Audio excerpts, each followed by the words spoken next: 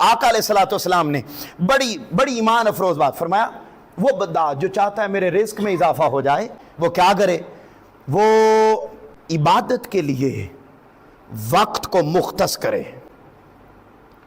مثلا سارا دن کی مصروفیات ہیں، تو سارے دن کی مصروفیات میں جب صبح اٹھے تو اس وقت باقاعدہ ذہنی طور پر پلاننگ کرے کہ میں نے اتنے بجے ظہر کی نماز پڑھنی، وہ فلاں کام کر کے میں نے عصر کی پڑھنی، وہ فلاں لیکچر لے کے فلاں کام کر کے وہ میں نے مغرب کی پڑھنی، فلاں ٹائم پہ گھر آ کے میں نے فلاں جگہ میں نے عشاء۔ فرمایا جو اس طریقے سے اسپیسیفائی کرتا ہے اپنے آپ کو، ذہنی طور پر تیار کرتا ہے کہ فلاں وقت میں فلاں جگہ پہ میں فلاں عبادت کروں گا، تو فرمایا کیا ہوگا اس کے بدلے میں؟ ذرا سنیے، آقا علیہ السلام نے ارشاد فرمایا، اللہ رب العزت ارشاد فرماتے ہیں، اے ابن آدم میری عبادت کے لیے اپنے آپ کو مختص کر، یعنی تیاری پلاننگ کر کہ میں اتنے بجے یہ نیک کام کروں گا۔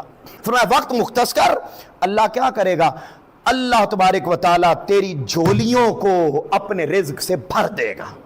کیا فرما رہا ہے؟ عبادت کے لیے مختص کر اپنے آپ کو، نکال ٹائم کہ میں نے کچھ باتیں اس سے بھی کرنی ہیں، آئے ہائے ہائے، کچھ راز و نیاز کے کلمات اس سے بھی کہنے ہیں۔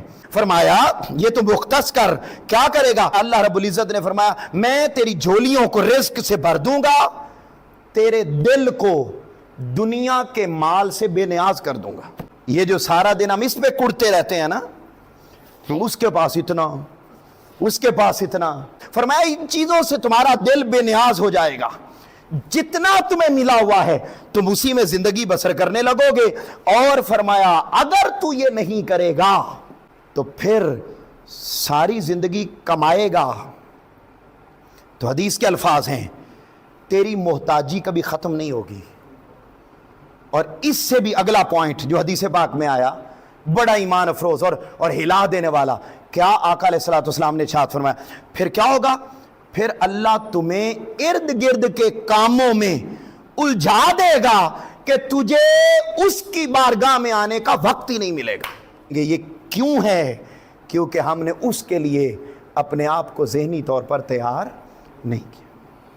اور فرمایا اگر کر لو گے تو وہاں سے رزق آئے گا کہ تمہیں خبر بھی نہیں ہوگی کہ کہاں سے آ رہا۔